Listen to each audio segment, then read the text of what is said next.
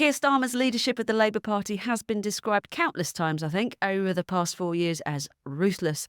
And this week, we've seen it in action for the first time as Prime Minister. So withdrawing the Labour whip from 7 MPs, only elected, less than 3 weeks ago, who voted with an SNP amendment to scrap the much-discussed 2-child cap on certain benefits. How unprecedented is this? It is pretty unprecedented. I mean, the precedent that people have been citing is obviously Boris Johnson and Dominic Cummings removed the whip from a lot of Conservative MPs during the Brexit war. Some subsequently had it restored, and that was really designed to enforce discipline at a time when they didn't have a majority then. So they were obviously they'd inherited a hung parliament from Theresa May. So that was designed to try and break the deadlock. So this is unprecedented, really, for a government that had a majority of 172 seats. So why did the leadership do that? I think it's designed to send a message internally to MPs that we expect you to back the manifesto you were elected on, particularly when it's a King's Speech and particularly when it's a motion from an opposition party, the SNP, but also to send a message to the public that, in Keir Starmer's words, we were a Change Labour Party in opposition, we're going to be a Change Labour Party in government. That it's designed to say, look, we're not going to abandon our commitments to fiscal responsibility just because we're now in government with this big majority. The line that's coming from government is that the action was because this was part of the King's Speech. Because really, that argument is a bit harsh. I mean, we have rebellions in Parliament all the time. That's people are allowed to do that without having the whip withdrawn. I mean, is that your understanding, that it's because it was a vote on the King's Speech? I don't think it really matters whether it was King's Speech or not. Essentially, you've got a group of left-wing MPs here who came out of the tracks early on and said, we're going to make a stand and rebel against the government. And we've seen how Keir Starmer and his team treat those people for the past 2 years. And it's normally to boot them out and to punish them extremely harshly. And I think it's completely in line with that. So I don't think we should be surprised. We don't really need to look for precedents. It's completely up to number 10. They've been quite clear in the way in which they want to deal with party discipline. It's interesting that some of the big names, like John McDonnell, former Shadow Chancellor, is no longer a Labour MP, but it's sort of been brushed under the carpet in a way I don't think was in 2019 with Boris Johnson's purge of those 21 more Liberal Conservatives. That was seen as this sort of dictatorial lean into the abyss, and people were talking about Dominic Cummings as this unelected tyrant who was kicking out Churchill's grandson. Now you don't really get that. You don't really get that at all. I think that's part because it's right at the start and they've got this huge majority, as George says. The big question is whether they come back. They said they're going to review it in 6 months. Yeah. So it'll be another one of those, well, is Jeremy Corbyn going to come back in or is he not, which we had for a few years, and now it's this group of 7. I mean, let's see. I would be surprised if they did come back. I have to say, I just think it's astonishing to not be able to tolerate some dissent in your ranks when you've got an absolute enormous majority. Yeah, I mean, here's an interesting parallel again. There were lots of rebellions under New Labour. Yeah. I mean, there was one, December 97, probably the closest parallel. We've got 47 Labour MPs rebelled over cuts to benefits for single-parent families. None of them lost the whip. You know, John McDonnell and Jeremy Corbyn rebelled hundreds of times under New Labour. Yeah. They never lost the whip. So you can say Starmer is being more ruthless against the left than Blair ever was. Now, the counter to that you'd get from his allies is, you know, we're living in a world in which Jeremy Corbyn became leader of the Labour Party and then Labour suffered its worst defeat since 1935. I mean, Tony Blair actually said in 96, it was to a journalist, I think, you don't have to worry about Jeremy Corbyn suddenly becoming leader of the Labour Party. There was this idea that the left had been put in what Peter Mandelson called a sealed tomb. One reason why, you know, Keir Starmer changed the leadership rules even once he'd been elected was designed to prevent any sort of left comeback. I think George is completely right. We need to see this in the context of them purging the left. It's not just a party discipline thing. They've got this huge majority. They did not need to do that. It's because they still think that there is some threat on the left. Take us through some of the other names. You've mentioned John McDonnell, but you know, they are widely known, aren't they? Rebecca Long-Bailey, who was a senior Corbynite, she had the education brief. Zara Sultana, who's got a large following. She's one of the younger ones. Same with Upsana Begum and Richard Bergen. So they are the key. You got both young and old there, actually, mostly young, but we've also got to recognise that there's so many splits on the left of the Labour Party. The Socialist Campaign Group is no way near as united or as powerful as it once was. You've got splits between the young MPs and the old, and also I think that's going to get worse because there are some people on the left of the party like Clive Lewis, who did not rebel. So you've already got this Nadia sort of narrative. Whittam didn't either. You've got this interestingly. narrative on social media and amongst some of the left that they've sort of given up their morality to Keir Starmer's majority. But the other thing that we've got to know, I'm completely certain that within a few years, this two-child benefit cap will have gone. Yeah. That seems inevitable. There's no one in the party that likes it. Angela Rayner's described it as obscene in the past. Keir Starmer's made some moves in that direction this week. So it is going to go. It's just that they didn't want to be seen to give in to the left so early on, even if that's what they think. We've talked about precedent of the past, but to use a football analogy, a red card in the first minute is a hard thing for a referee to sustain. I mean, what are we going to see going forward? Literally every time someone rebels, they're going to get kicked out of the party? Or will they fall back on, oh no, it was because it was the King's speech? That's a good question. I mean, you're right that they haven't really left themselves much room to escalate the punishment. I suppose they hope it will have a deterrent effect. But if this ends up with Labour MPs who they didn't ideally want to stand as candidates in any case, leaving the party, and then they're being replaced by candidates closer to the leadership at the next election, I think they'll be happy with that outcome. But the question is, how far can you push it? Because it used to be said that there was nowhere for the left to go. That was always the line. They've got no alternative. Now, of course, the Greens have 4 MPs. They're in second place in seats in London. You've had 5 independents elected. Is that still a very long-term distant threat in terms of the Greens still won't be a significant force by the next election? Or actually, in this new volatile environment, does Labour need to be alive to threats to its left? I think that's an interesting... And from the Liberal Democrats, of course, who've now have 72 seats in Parliament. I mean, it's an interesting strategic question. I think part of the problem, though, as Freddie said, is how divided the left is at the moment. Some have gone in with the Greens, some are independent, some are still Labour MPs but abstained or even voted with, even some members of the campaign group voted with the government on this.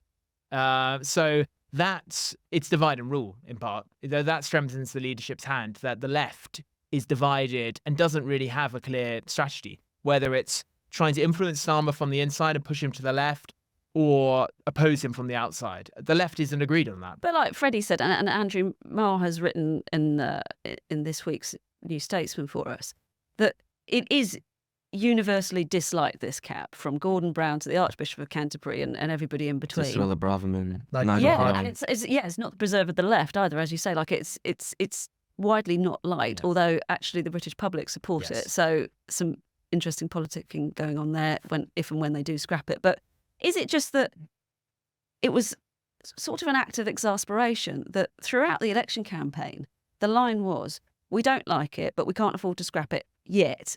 I mean, as you say, all likelihood is it will be gone by the next Parliament. Is it just, I can't believe you've done this, like when our manifesto didn't commit to scrapping it? Maybe. I think it's less about the two-child benefit cap in terms of the suspensions. Yeah. In terms of the policy itself, as you say, they're probably going to get rid of it. It's going to cost between £2, £3, £4 billion a year. It's interesting, though, I thought, and I tried to bring this out in Morning Call this week, that they don't really make any economic argument for these short-term policies. We have had this idea called Investor Save floated for a few times in Keir Starmer's speeches. Rachel Reeves has mentioned it, I think, once or twice, but she's not really made it one of her things. The fact that if you it's essentially the false economy of austerity, what we really need to do is invest in people, into services, and over time you'll get a return, whatever that might be, whether it's education or healthcare. You see this narrative with all those people on benefits at the moment because they can't go to work. Whereas Streeting will come out and say, well, what we need to do is invest in the NHS, make it better. Therefore, people will get back into the workforce and will get that money back eventually. So that's the sort of argument. It's a circular argument and it's like an anti-austerity argument. You don't hear that made with policies like this. And I think that's symptomatic of the fact that Labour still can't really make up their mind on fiscal policy about whether it's going to be something they do for the long term or whether they're going to stick to these short-term fiscal rules. And that is still playing a role in how they talk about policy, 2 weeks into the premiership. And I do think that's one of the key questions that they need to grapple with, because you see it in some areas and you don't see it in others.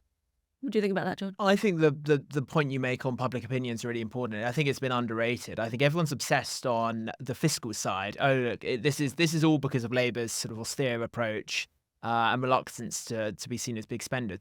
But it's a really important point, because on most of their manifesto proposals, from everything from public ownership to their immigration policy, to their policy on sort of Brexit. They've got broad public support for it. They're roughly where the public are, and they like to be on side with the British public. They've made a lot of that.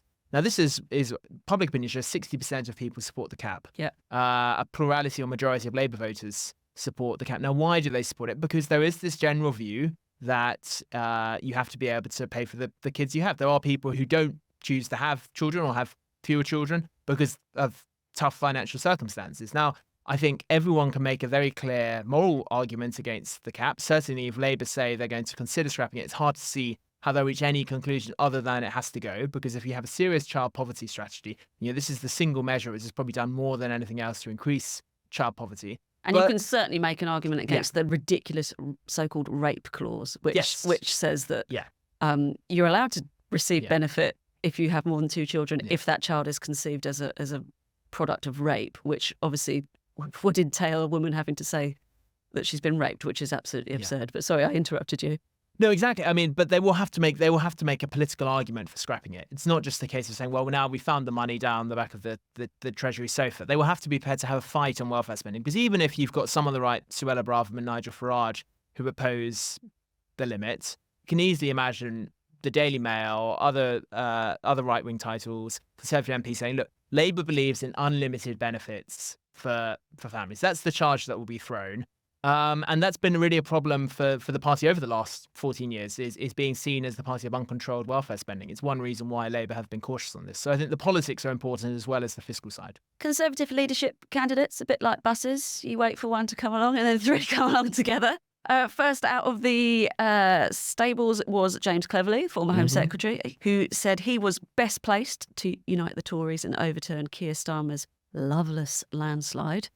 He wrote for the Daily Telegraph on Tuesday, all about needing broad appeal, and he is kind of the broad appeal candidate, I guess. And then we've had Tom Tugendhat, and most recently Robert Jenrick.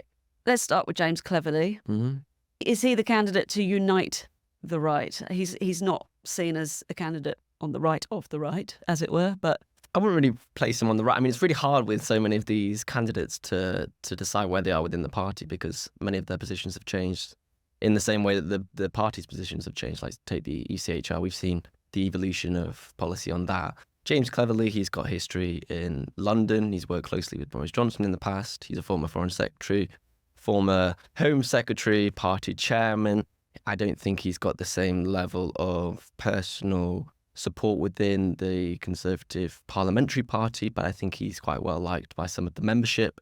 His whole message since the election is we need to be unified. That's the reason that we lost. We need to come together. We need to calm down the tone, start speaking to the public and not to each other. All the sort of things that you always hear in these campaigns. But that's his message, which I think will be a strong message. I think some Tory MPs are sick of the division and the fighting, and I think the election for many of them has been a wake-up call. That it feels like they've almost woken up from this fever dream, and they're like, okay, now we need to do something about it. And Tom Tugendhat's similar. He's been quite popular actually within the party. He's a former chair of the Foreign Select Committee. He was security minister. He ran last time as well.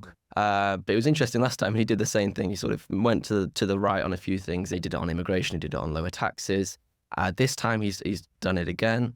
He's released this quite strange campaign front video. Front page of the Telegraph today as well. Front page of the Telegraph, but he's also got this video of him just against a black drop. It's not a hostage video, but it's almost there. I'm standing to lead the Conservative Party back to government. He again is making that pitch for unity. So let's see. I don't think we've had the big beast really drop into the race yet, so it'll change. George, I mean, it's interesting. I mean, James Cleverly, first of all, he's actually not just appealing to he's looking beyond the Conservative Party, isn't he? He's saying, look, I can win votes from people who voted Liberal Democrats, from those who voted Reform, who are concerned about immigration, and from Labour, who, looking at the economy. He's really broadening it. Whereas we've seen this quite extraordinary thing from Tom Tugendhat, actually, saying, I'm prepared to leave the European Court of Human Rights. I mean, what's coming from him?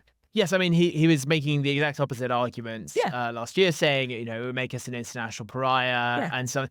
But it's a reflection, I suppose, of a political reality, which is that in recent years, the candidates who've tended to win the Tory leadership and win support among the parties have been from the right of the party.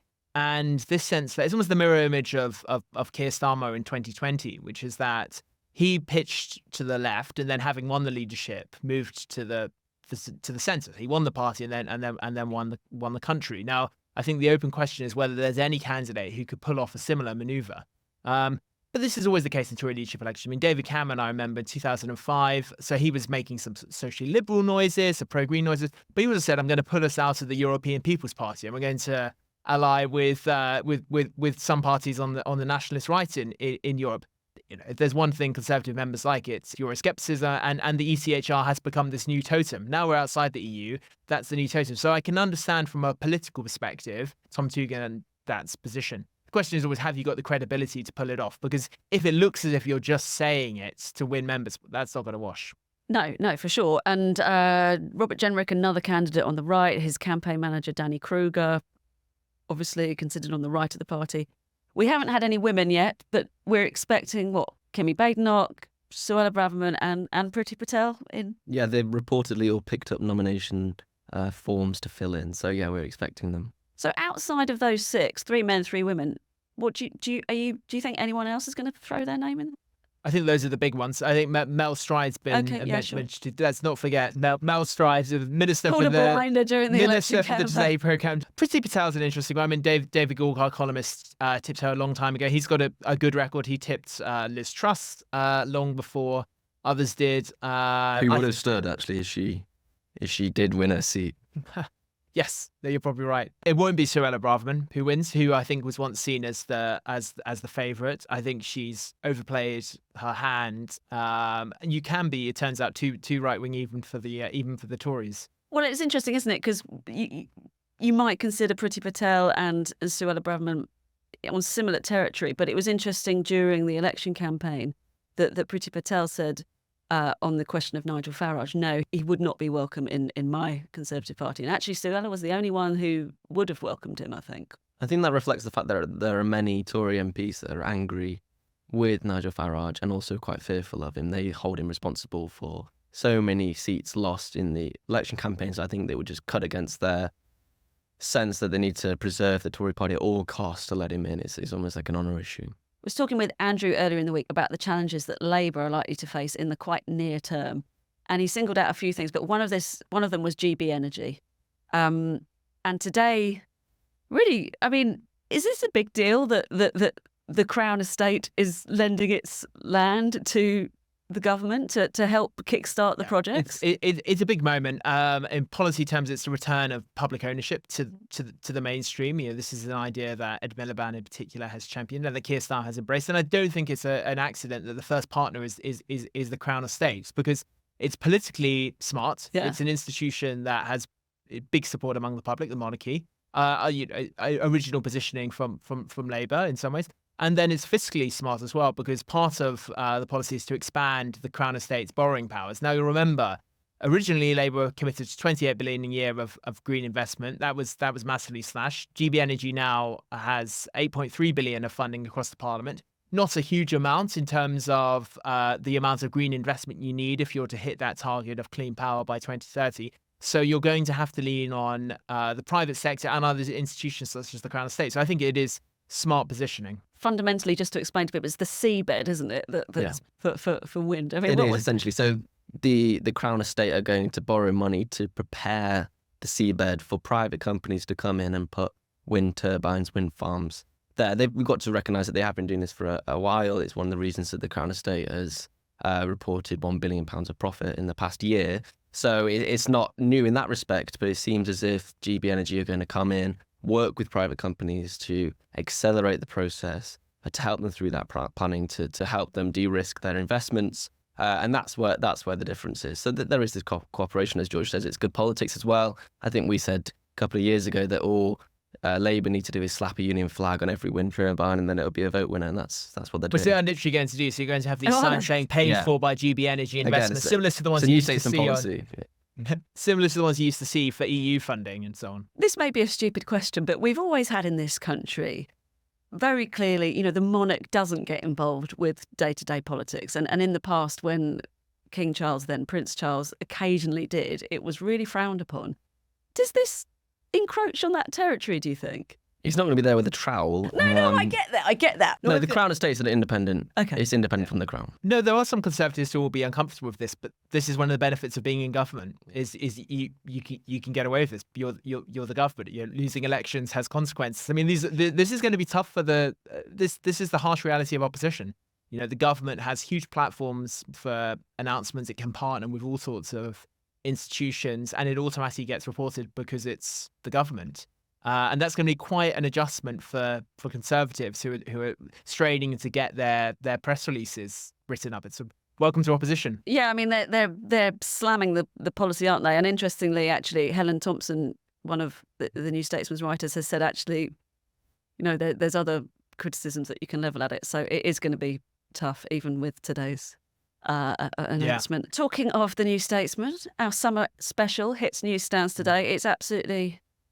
It's solid. Look at that. Yeah. Look at that. It's thick. Packed with analysis, interviews, culture. George, what are your standout recommendations? Quite on brand. A few I wanted to mention. Andrew's done a sort of extended politics feature looking at capturing some of the sort of hope around Labour and the sort of mood of jubilation around the party, but also some of the challenges they're going to face. So the two-child limits, the challenges on GB Energy you mentioned, but also what's going on in number 10. Where are Sue Gray and Morgan McSweeney in the pecking order? Who are the key cabinet ministers? Who's really got Starmer's ear? There's lots of good detail in it. So I'd recommend that as a sort of big politics read. And then Lewis Goodall's interesting on Joe Biden. So fortuitously, he's in America this week, in Seattle, actually.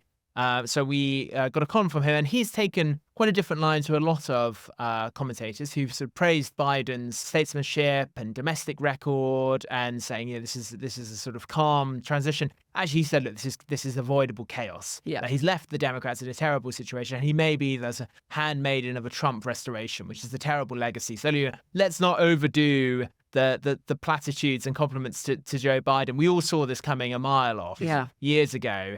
And we've been left in this farcical situation that could have been. Well, and interestingly, not to go into it, but it's clear, isn't it, overnight when we've heard for the first time from President Biden since effectively standing down on social media, that it is quite clear that he was pushed.